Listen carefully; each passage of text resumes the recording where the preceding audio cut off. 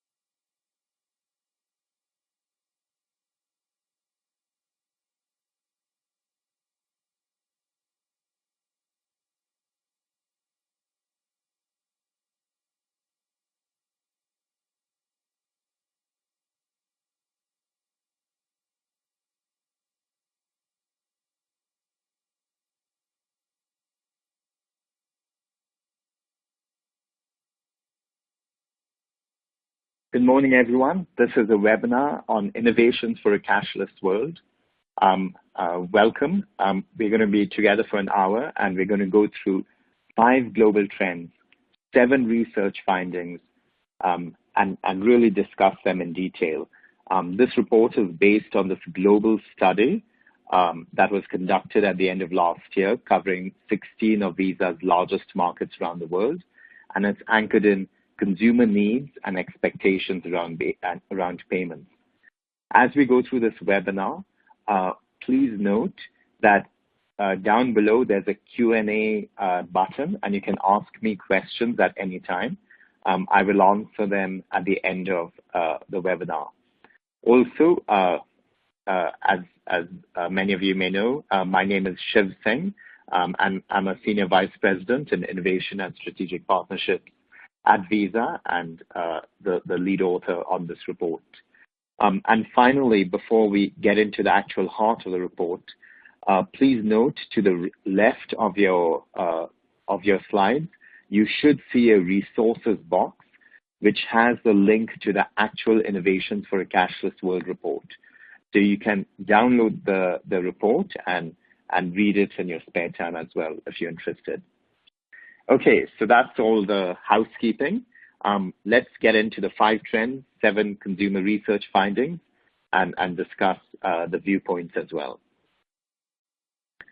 So firstly, the 5 trends for 2018. This trend is built on the premise of from cards to cloud. So what we know and what we've discovered is that consumers are interacting with media in some form or the other 11 hours each day. It's the highest ever. So think about it. You're touching your phone every single hour of every day probably, or your laptop or your TV. And when you're going through all these media interactions, you're moving very quickly from browsing to buying and to shopping instantaneously in the matter of seconds. In fact, you could probably ask Alibaba over in China how this works. On their Singles Day shopping promotion in November last year, they had $20 billion worth of transactions in a single 24-hour period. And of those 20 billion transactions, 80% of them were mobile-driven. Now, why this is interesting and important is all these transactions happening around the world, predominantly through your mobile phone, many of them are not with a physical card. And increasingly, our consumers are discovering, and we're finding, that we need to think not in terms of cards, but in terms of consumer accounts. You have your account, and you're able to make payments through and from it. It will take a while for that language to shift from card to account or from card to cloud, but it's coming our way very quickly. Here in the US, for example, just by seeing how many cards we have on file at places like Netflix and Amazon and um, Apple and others, gives you a sense of how we need to start to think in terms of accounts and not in terms of cards alone.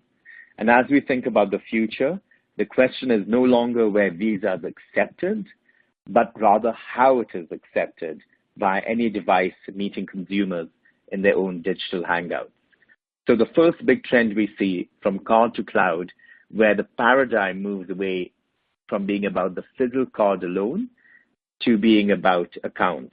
Now, cards as a form factor will always be important and will be important for a long time, but the emphasis on our consumers will think first in terms of an account and then the card as one key form factor. The second trend, which is another really interesting one, is everything as a point of sale. And what we're finding, and I've found in the last few years, is that software and services turn almost any locale or any device into a potential point of sale terminal with offers. You know, Mark Andreessen said it right when he said that software is eating up the world. And as these point of sales become more software driven, they can have a lot more value added products and services like loyalty programs and offers tied to them. Increasingly, in fact, the era of single purpose transaction terminals is coming to a close. What this means is the point of sale is challenged to do a lot more than just process transactions. When you think about, for example, how a purchase works at an Apple store today even, keep in mind that anyone walking around with their mobile phone is a walking checkout counter. They don't have any lines. When you do a transaction, which increasingly you can also do from your phone itself, you can actually buy your product and complete the transaction from the Apple Store app on your phone. Everything is software driven. There's no hardware, there's no swiping involved. We see this becoming bigger and bigger in the future. And in fact, when we look at everyday transactions by payment channels, we see the non-conventional mobile payment form factors getting the most interest and the most traction among leading edge consumers. Leading edge consumers being those consumers who are interested in new technology. So everything as a point of sale. It's no more piece of hardware. It's software driven, and it can do a lot more than just do the point of transaction. Our favorite example from the world of Visa, or one of our favorite examples, is the Uber offers, which is done through the Visa Commerce Network, where you make a purchase at one merchant and you're automatically getting a credit for Uber. And that's all being driven through the terminal, but it's all software fundamentally and behind the scenes. Okay, time for trend number 3. This is arguably probably my favorite trend of all, and it's paying in messaging environments. So we all know we live in a world that is increasingly going messaging oriented. Conversational interfaces are becoming our first interface. In fact, we now have 3.2 billion users connected via messaging platforms around the world. They spend 48 minutes every time they connect. They connect on approximately 16 times a day. So people are talking to each other on messaging platforms. That's the number one technological interface through which people interact with each other. It's live messaging. It's not Facebook. It's not email. It's nothing else. It's not talking to people on the phone. It's messaging. The latter part to this, which is very interesting, is that we're now seeing interest in paying in messaging environments going up significantly. It's gone up 5 percentage points in interest just over a 12-month period, which for numbers like this, when you're looking at a global sample, it's very hard for them to move. Seeing this increased interest tells us quite clearly that there's going to be a lot more payments and a lot more commerce happening in messaging environments in the future. The other part to this, and what's important to note, is that Commerce and payments in messaging environments takes two forms. One form is all about P2P payments. We are already seeing that dramatic growth here in the US, whether it be through Venmo or Zelle or other services, or within Facebook Messenger. And we are also seeing conversational commerce. So along with P2P payments, conversational commerce, where you're buying things in a messaging environment, increasing rapidly. It's coming off a very small base, so the growth percentages are very high, but it, without a doubt, is just the beginning. As I go through this deck, you'll definitely get the impression that I'm a huge China fan, and as you'll see, it's for good reason, because there's a lot we can learn from China, who are furthest along in this journey. In China, and with WeChat in particular, they've seen a 132% increase in commerce on the WeChat platform itself. And people in China use WeChat, which is their messaging environment, for practically everything, from buying goods and services, to talking to friends, to sending friends money, to applying for tourist visas.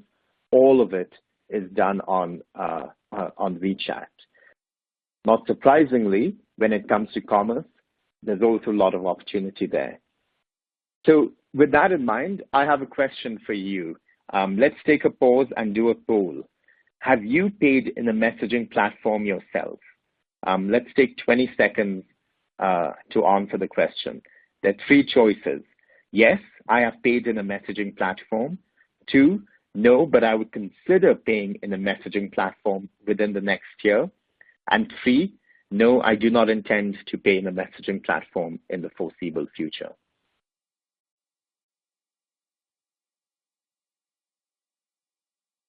If you can take a moment to answer the poll. And when you say paying, it could be P2P or buying goods and services.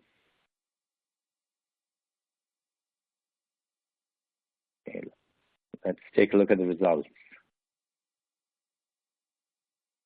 So that's really interesting. So half of all attendees have not paid in a messaging platform to date, but would consider doing so the next year. And then 30% have paid, and increasingly, well, still quite high, 21% say they do not intend to pay in a messaging platform in the foreseeable future.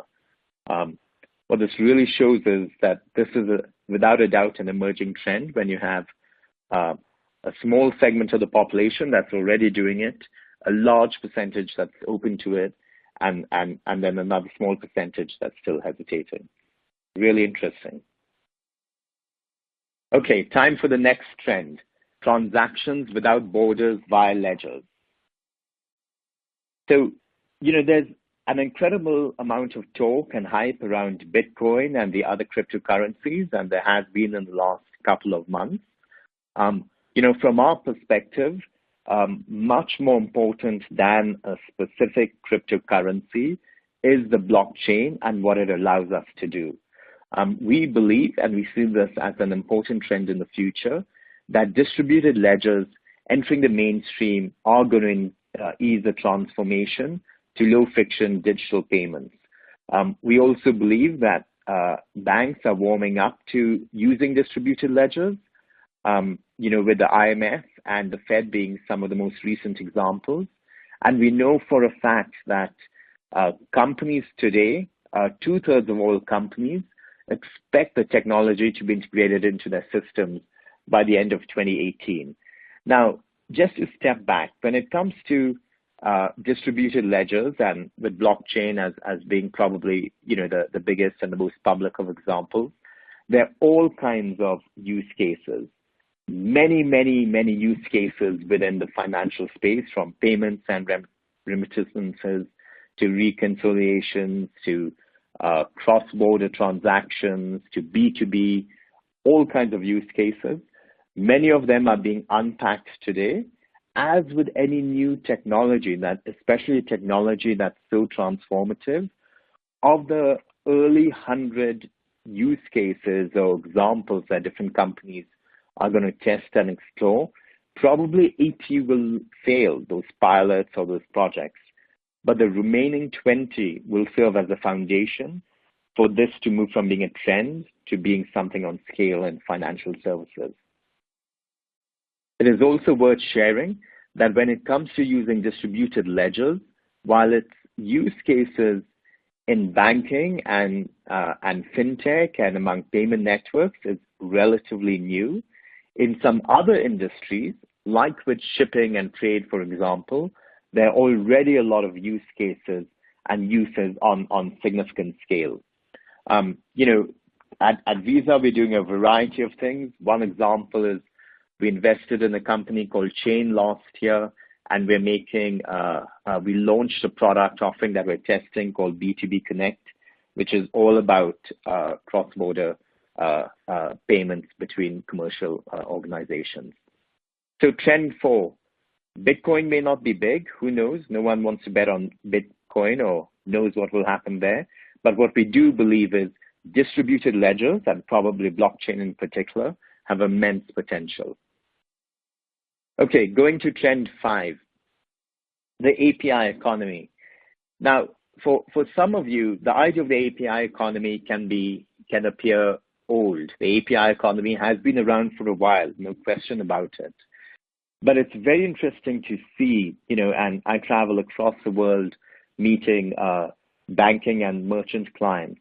But without a doubt, in the last 12 to 18 months, and we see this only growing, it's becoming a mainstream topic among the bankers around the world. And when I say that, it isn't just a topic anymore that's left and a subject left to the technology organizations at the banks or at the credit unions or at the merchants. It's coming more and more into the front office. Today, 70% of bankers agree that their organization's API strategy is instrumental to their brand. What's also fascinating and really important is that for the first time, many companies in our space don't feel obliged to own the entire value chain. Instead, they are willing to plug into existing APIs for more. And fundamentally, a good API platform allows a company to deliver the most needed capabilities of more comprehensive products, while then drawing in and using APIs to access other services without having to build everything themselves. So the API economy is very important. It's getting bigger and bigger. Without a doubt, if we look at the sharing economy and companies like Airbnb and Uber and Lyft and others, it is the API economy that's served as a launch pad that really enables them to have the kind of success that they've had today. At Visa, in our own business, we're opening up the Visa network via APIs, all accessible on the Visa developer platform. And practically every month and every quarter, we have more APIs available on it, giving banks and merchants and other players in our ecosystem new ways to access the VisaNet, with probably the most recent example being Visa ID Intelligence, which is all about authentication methods. Okay, so those are the 5 global trends that we see as being big. Now, arguably there can be any number of trends that one can talk about. We felt it important to highlight these 5, especially because we see them as making a big difference around the world in the next 12 to 18 months. We take a very pragmatic look at trends in our business, and we like to work with things that we know will have an impact. And that's what drove those trends as bubbling to the top. Okay, so the next section, 7 research findings. These research findings are based on, as I alluded to at the start of the webinar, a 16-country global study with approximately 10,000 consumers. It's actually the 3rd year that we're running the study. This is the first time that we're sharing the findings publicly. Needless to say, for every one of these findings, we could probably spend half an hour on it, but I'm going to talk about them, hitting the key points, And then you can, of course, go deeper in the report or reach out to us for more information. So the first major trend that we're very excited about and is very important, consumers are ready for greater payment innovation. So what we did was we looked at the 16 countries and we asked consumers a series of questions in terms of where they made payments, how they made payments, and in what ways they did their banking. And based on their responses in each of these countries, we segmented the countries in terms of wave 1, wave 2, or wave 3. How mature consumers are in terms of the way they use payments in that particular country. And then just as critically, are they ready and willing to take on more innovations around payments? As you look at this, there are a few things that really stood out. So first, without a doubt, in terms of innovation readiness, Australia ranks incredibly high. It's off the chart. And there's one simple reason for that. It was one of the earliest countries to adopt contactless on scale. So they moved to contactless cards many years ago, as a result of which the majority of the transactions that digital or electronic transactions that take place in Australia today are contactless transactions. With that as a foundation, those consumers are ready to adopt many more payment innovations because they've already seen what one big innovation shift does. And even when we look at countries like Poland and the United Kingdom, when you have a country that adopts contactless and contactless cards, it serves as a launch pad to be willing to embrace new forms of payment and other related innovations, whether it's in loyalty or acceptance or IoT or wearables. The other piece to note is that in some countries, the government plays a significant role in jump-starting innovation, interest, and readiness. Whether it's in the UAE, the United Arab Emirates, where the government plays a very large role in encouraging the entire ecosystem to innovate, or in India, where the demonetization regulation in November 2016 changed the country's entire approach to cash, governments do play a big role. The other big factor to note is sometimes transit and transit authorities are big drivers. In the case of the United Kingdom, the way you do payments and the way you swipe when you do a transaction at a terminal when you're about to travel, that has been a big influence in moving people on the innovation continuum. And then last but not the least, not surprisingly, China leads the pack in terms of payment maturity, where so much of their payments are anchored in messaging environments, wearables, and with very little cash, and a huge amount of mobile banking going on. Before I move on to the next slide, I do want to mention that for us here in the US, we find that with the move to chip and now to contactless and contactless cards, the US is primed to be innovating a lot more aggressively in the next 2-3 years. And US consumers, I strongly suspect, a year from now, will be much more open to innovation. A big factor being the contactless card increasing penetration. And having said that, it's also worth mentioning, compared to some of the other countries, unlike with China being the exception, but compared to Australia and Poland and the UK, the US is a much larger country in population, and it does require education to move consumers in this payment maturity continuum. To double click on China for a moment, and this is where the numbers are just mind-blowing. So on the left-hand side, you'll see domestic transaction count in billions for China UnionPay, which is the main payment network in China, the government-supported payment network.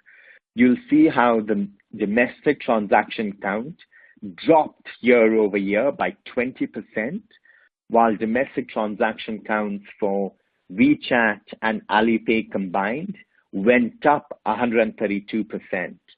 So for those among us who may be a little skeptical about conversational commerce or pagan messaging environments, what we're seeing in China and what we've seen in just a 12-month period has been a mind-boggling shift in terms of actual payments going on in their messaging environments. The chart on the right talks about domestic transaction volume, and you'll see again that all the growth is coming from Alipay and WeChat more than anywhere else. So that's the first finding.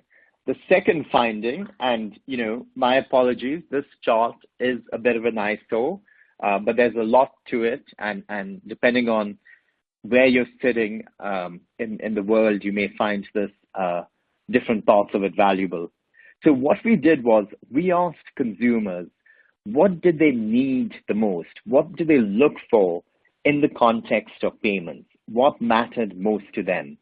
And it was actually a really surprising change in nearly every country around the world. And that change was versus the past, where security would be the number one need, that they wanted their payments secure. This year, that had moved much further down, and instead, more control over spending in nearly every country ranked highest. The consumers today, when it comes to payments, they're looking for more control over spending. We believe a large driver in that is the fact that consumers are having to put their card on file in many more places. They have a lot more subscriptions as well. They're using a lot more devices to make payments too. And there's a sense of nervousness developing over where they're spending and what they're spending. So the first column, that's a global representation. They ranked it as one. The global leading edge consumers, those who use tech a lot, they also ranked it as the number one need. The third column, the Gen Z consumers, so they are the teenagers. And then the fourth, the millennials, they also ranked it very high. When it comes to the US, what ranked highest, more than control over spending, was work instantaneously, followed by simple to use after it is set up. Now, there's actually a good reason for this. One is with the migration to chip and then to quick chip. Consumers have gotten impatient. They want everything to just work instantaneously. And we believe that contactless cards should really help along with that. The other reason is that with all these new forms of payments, think about the Samsung Pays and the Apple Pays and the Google Pays, etc., and then payments through the wearables as well. There have been more cases where consumers have had to go through longer sign-up processes. So while they're excited about the future, they want it to be really simple to use once the setup has happened. Something else that ranked high around the world was convenient, acceptance, which always has, and then it should be frictionless as well.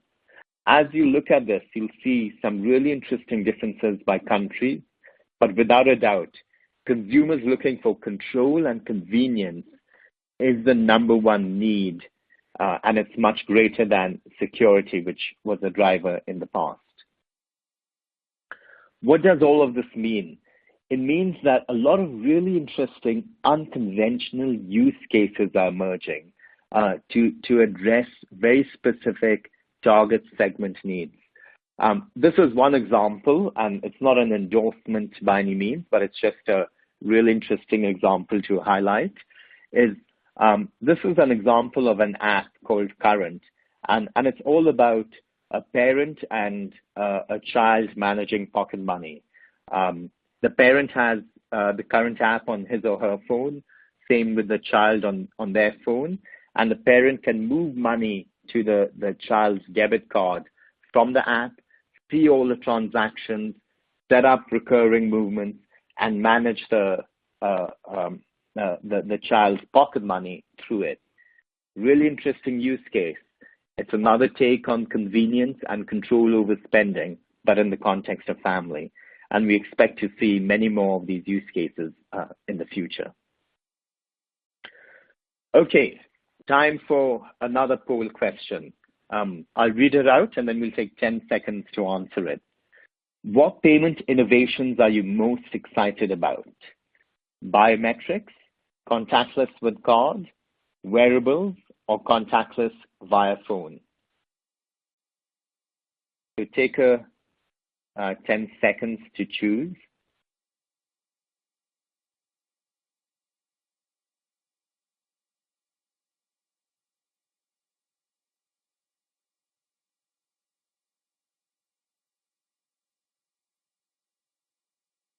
We can go to the response. Oh, this is interesting. It's more evenly balanced. So equally ranking very high. Biometrics and contactless via phone rank the highest in terms of payment innovations that you're most excited about, followed by contactless with card at 18%, so highest was at 34%, and last was wearables at 13%. Very interesting. So that leads very nicely into this third finding, which is all around enthusiasm for new payment methods. So we asked all these consumers around the world, from their perspective, what payment methods they cared about the most, in a similar fashion to how we just asked you as well. And as we looked at, so we asked them between biometrics, contactless with cards, wearables, and contactless via phone. What really stood out in this was that in certain countries, there was incredible enthusiasm for each of these methods. So, for example, biometric usage as well as interest ranked incredibly high in Brazil. Arguably, that may be also because they use biometric authentication at their ATM machines. In Poland, contactless card, both usage and future interest ranked very high. In India, biometric usage was not too high, but interest was off the charts. Probably a big factor there is the national ID cards that are rolling out with biometrics in them. In the case of countries like the UAE, there wasn't very high usage for these non-traditional payment methods, but high interest across all of them. And that goes to my earlier point around, in some countries, the government's playing a big role. And then in the case of the United States, while this might feel like a Debbie Downer moment, it looked like there wasn't that much usage or that much interest in new payment methods. However, what I would suggest is it's important to keep in mind that the US is such a large country with 350 million odd users, that the base of those using these new payment methods as a percentage of the general population will be quite small starting out.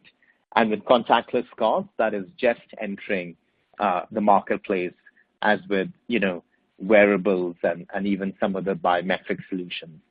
The fact that nearly 3 or 4 times the number of people using it are those that are interested in using it in the future is a very interesting finding. And here again, I think when we look at next year, we'll see some really different numbers for the US relative to what it's been over the last 12 months. So when it comes to biometrics, something else to keep in mind, there are all kinds of future use cases, especially at the level of authentication. And it's not just for payments, but for a lot of things around it. So we've increasingly discovered facial recognition thanks to Samsung and Apple. But what I'd like to share really quickly is some of the other use cases around facial recognition already. So in China, for example, they're testing facial recognition as a way to recognize you when you board a plane, so that you don't need to even have a boarding pass anymore. So you don't have to have a paper boarding pass. You don't need to have it in your digital wallet. You don't need to have it on your wearable device. It's all through your face.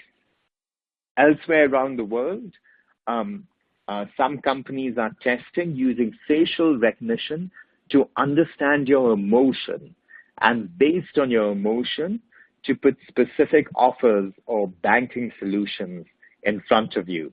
So rather than it just being about who you are, the facial recognition is about how you're feeling as well. So there are a lot of really interesting scenarios that are developing. When we look at some merchants around the world, they're using facial recognition to have true checkout free experiences at their shops. Okay, and it's time for the next trend. Internet of Things payment scenarios. So there's a lot of noise and a lot of talk about the Internet of Things. And there's a lot of hype, and we read about it every day, and there's more and more conversations happening.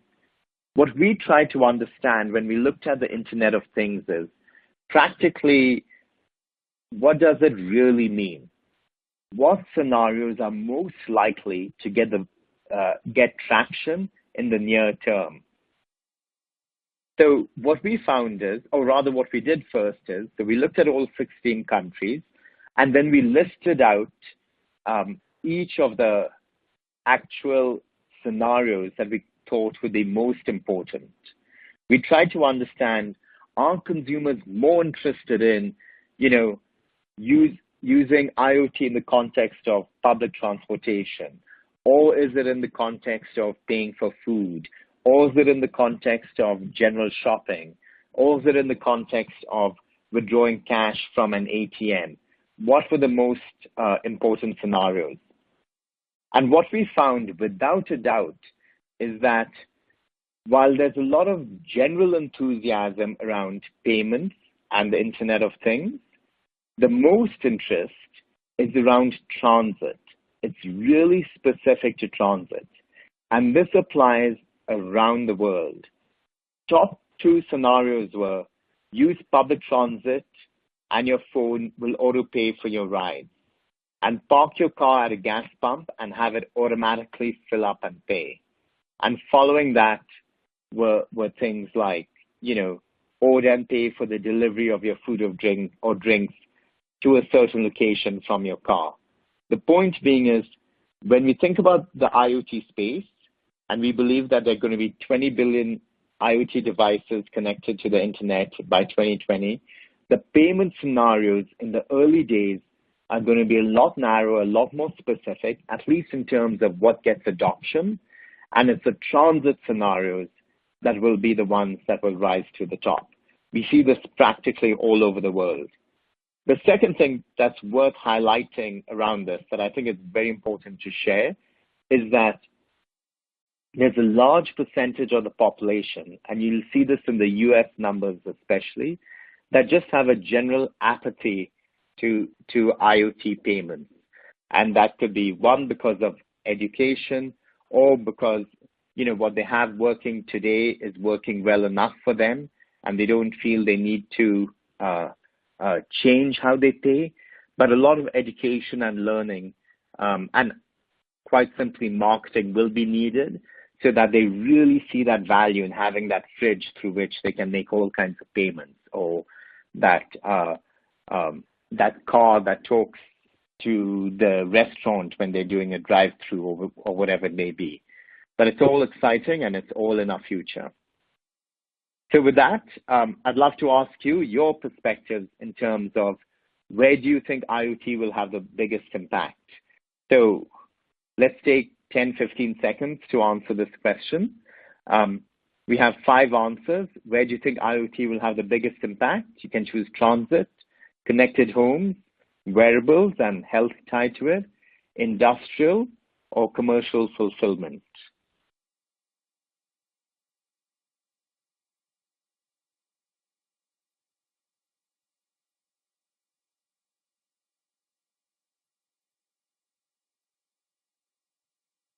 Okay, I'm going to answer the question myself. Well, I have my bias, obviously, based on the previous slide. And looking at this, it's interesting.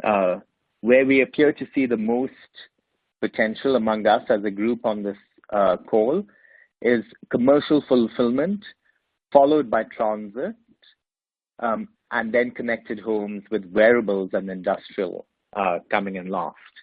That's really interesting. It's worth noting that in our global research, we did not ask about commercial fulfillment in too much depth, but I can definitely see why it stands out. And it's also good to see that you also agree that transit has some of the early use cases. Talking about transit, and showing that they have the greatest promise, both at last year's Consumer Electronics Show and then even more so at this year's show, there were a few examples of companies, Honda being one of them, that were testing and showing how you could have in-car payment, with your Visa branded card on file, talking to a gas pump or talking to a restaurant at a drive-through. So a lot of good work is happening on this end, and we're working with many different partners in the space. Okay, time for the fifth research finding. Security is table stakes in most countries. So this is one that was most fascinating, and I touched upon this very briefly earlier, but it's a trend that, while appearing like a contradiction, has continued year over year. So compared to 2016 and 2017, we asked consumers questions like, how important is protects my identity / personal data? In 2015, that ranked number 2 in terms of importance to the consumer. In 2017, that dropped to number 13. On the question, keep purchase information private, it ranked number 2 in 2015. Fast forward 2 years, it dropped to number 10. Same with limit liability for data breaches, ranked number 4, dropped to number 16. In the case of the last one, I suspect that was largely because, we've all done really good work on educating around limited liability. But fundamentally, it is a bit of a contradiction. While there's more and more uncertainty in the world, when it comes to payments, consumers are increasingly feeling more and more secure and comfortable, and they're less and less worried about their identity and their personal data, and even their purchase information being needing to be kept private.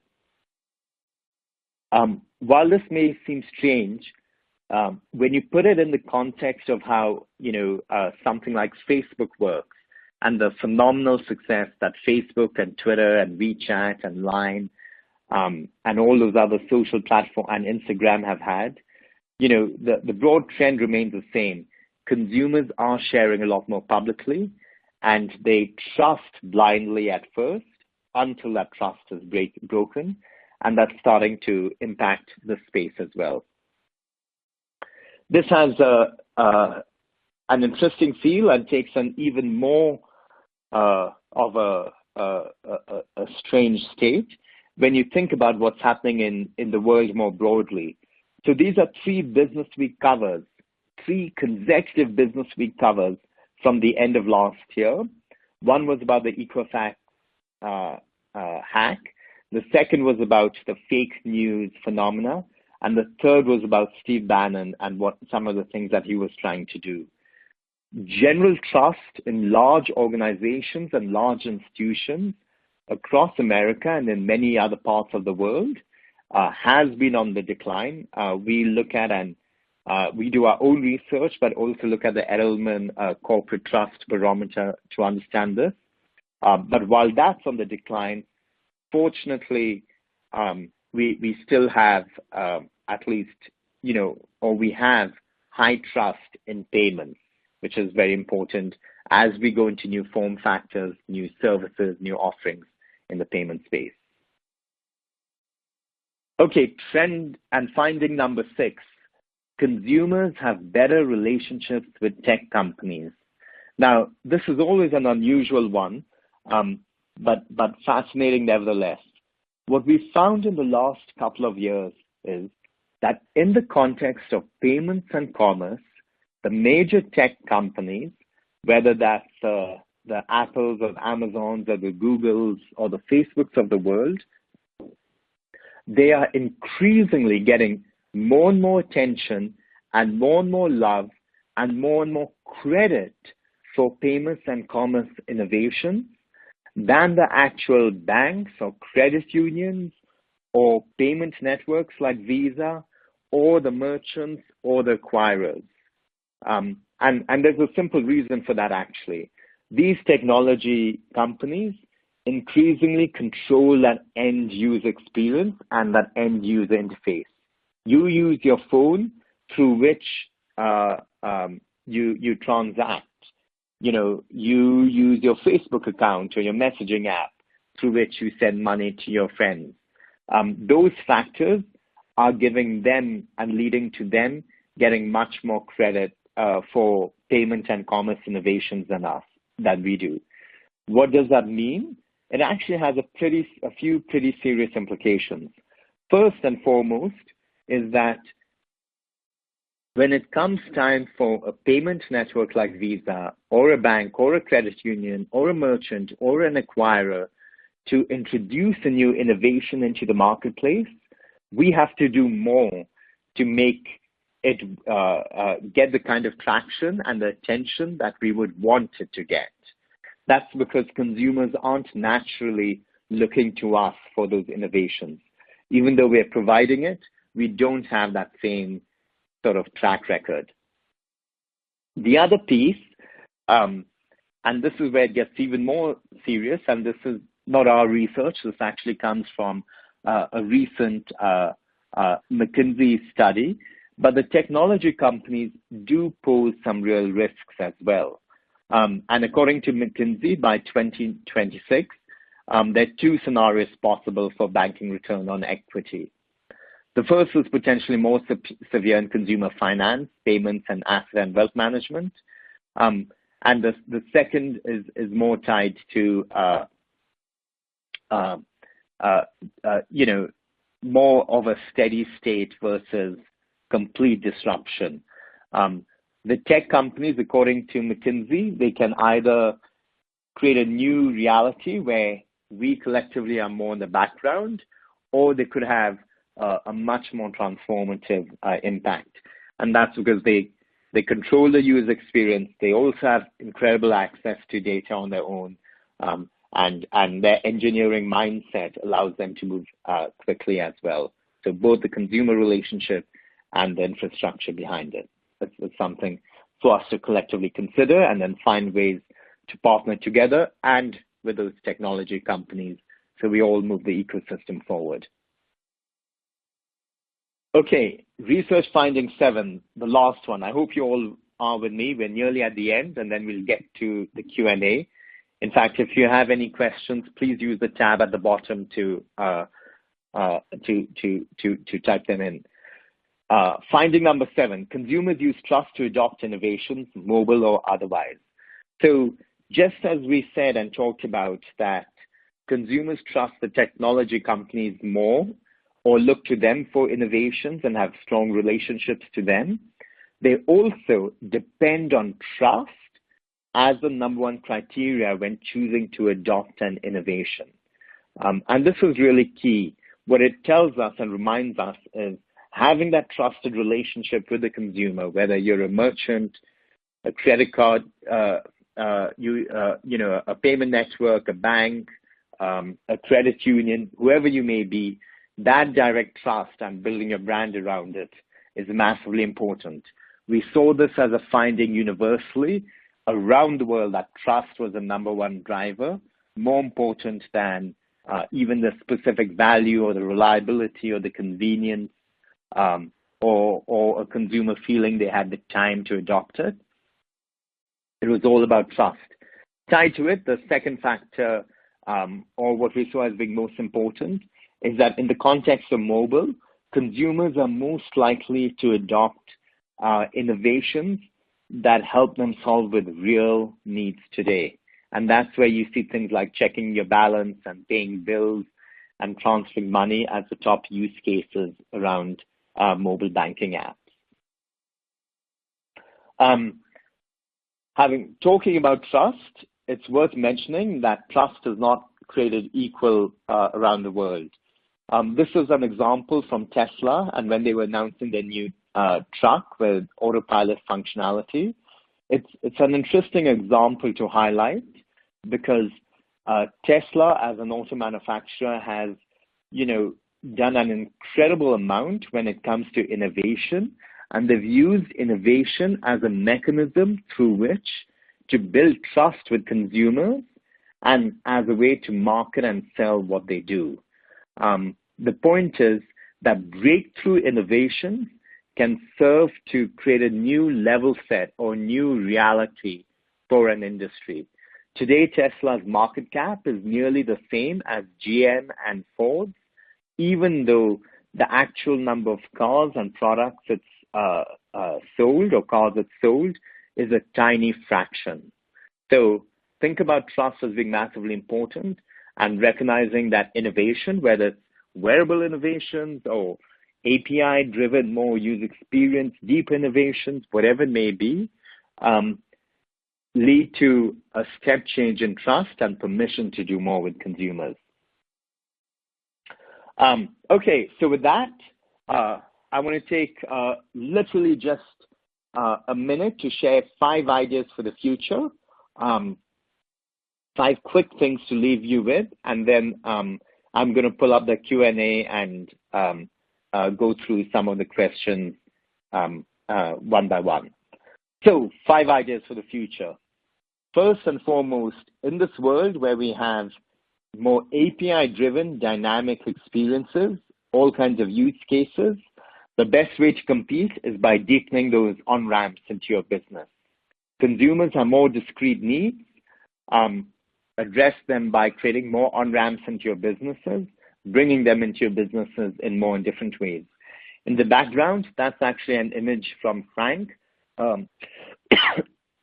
a bank in Singapore, which has a really unique and differentiated retail presence. It doesn't look like a bank, and it's targeted at millennials. 2, pay attention to those app-driven banking solutions. We see this as getting bigger and bigger. In Europe with PSD2 and open banking, it's going to be a huge thing over the next 2 years.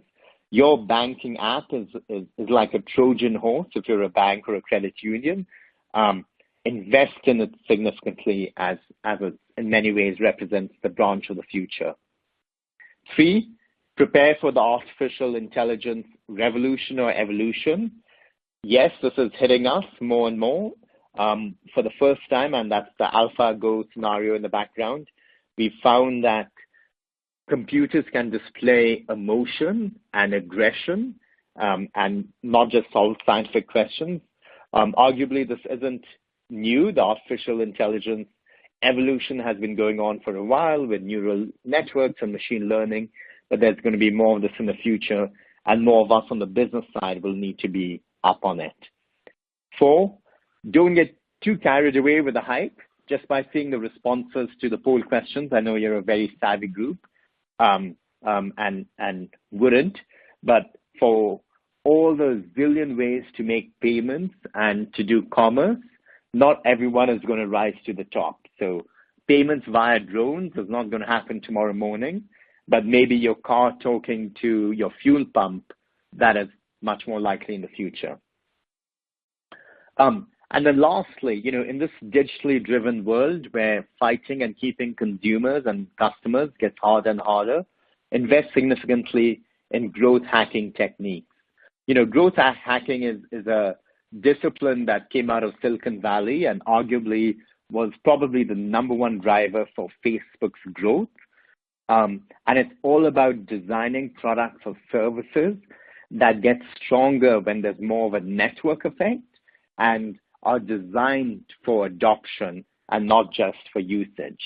It's worth looking at your merchant app or your credit union app or your banking app through that lens and really stress test whether you have growth hacking philosophies and techniques built into it, as you'll get a lot more growth in that way. And it's increasingly becoming table stakes. So those are the 5 global trends, 7 research findings, and 5 ideas for the future. Look at the innovation report for a lot more detail and some fascinating editorial viewpoints as well. And with that, I'm going to start answering some of the questions.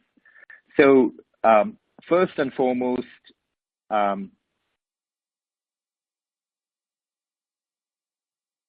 so the first question I got was, for these P2P apps, like Venmo, Zelle, and WeChat, do you think global consumers are becoming more comfortable linking their bank accounts directly, or will they prefer to use a credit debit card to link with these apps? From a consumer standpoint, I would say that there are 2 factors to consider. The first is consumers will look to use what they've always used. So, what I mean by that is, if they're heavy credit or debit card users, they'll look to use those cards with the assumption that it's easy for them to add the cards to the experience. We already see that with Venmo on significant scale, and we don't see that changing. In the case of linking their bank accounts, some will choose to do that, but it really comes down to, a question of what's easier to on-ramp, and are there any, supplementary benefits or security levels around it that can support or help the consumer. It's really too early to tell. Okay, the next question. Do you think the adoption of blockchain and APIs, the payment schemes like Visa, will face challenges with Facebook, WeChat, and it will mean more disruption to the payment industry? Another really good question. So, we work very closely with many of these players, with many of the technology companies. And, every day we make the case that it makes more sense for commerce and payments to run on our rails than it does to build a new payment network or proprietary network, payment network from scratch, where you have to build in your own risk and fraud and all those other elements. Through Visa Direct, it's a offering around P2P payments. We've actually had quite a lot of success, and that continues to grow. The next question, and we have a lot of questions, so I'm going through these fast, but happy to talk offline. My email is on the slide. So the next question, how should grocery retailers adopt these new payment innovations, and where should they focus their energy on? I have to admit, we have a lot to learn from the Amazon Go experience. And what I would suggest is, if you are a large retailer, it is worth taking a trip to Seattle to see that Amazon Go shopping retail store where there are no checkout lines and no POS terminals, and you walk in the store, you pick up your products or your produce, and you simply walk out to get a sense of what the future is. Our view is definitely we're going to see more and more checkout-free experiences like that, and on top of them will be more value-added services, and that's what I alluded to, where around the POS becoming a lot more software-driven. In terms of focus, I'd say focus on the checkout experience, focus on value-added services at the point of transaction. Okay, next question. Do you think prepaid cards will continue to be a player in the market and work along with digital currency, or will digital currency replace prepaid? Look, prepaid is still huge. So my view is certainly in the near future, we see it as very important, and as long as consumers adopt and find value in it, It will continue. It'll take more and more digital forms. It doesn't have to be a physical card, but that's all part of the evolution. But as a product category around prepaid, we see that as being here, of course. The next question is around IoT and transit and B2B scenarios. And it's asking, in terms of, paying directly a car, paying directly to the fuel company or municipality for parking tolls. How are these payments actually happening, and what role is Visa playing in this? Our belief is that, there are going to be 20 billion IoT devices and things connected to the internet, and they'll all have the ability for payment. And, we don't see it as our business to choose the winners or the losers, but really to enable all of these use cases.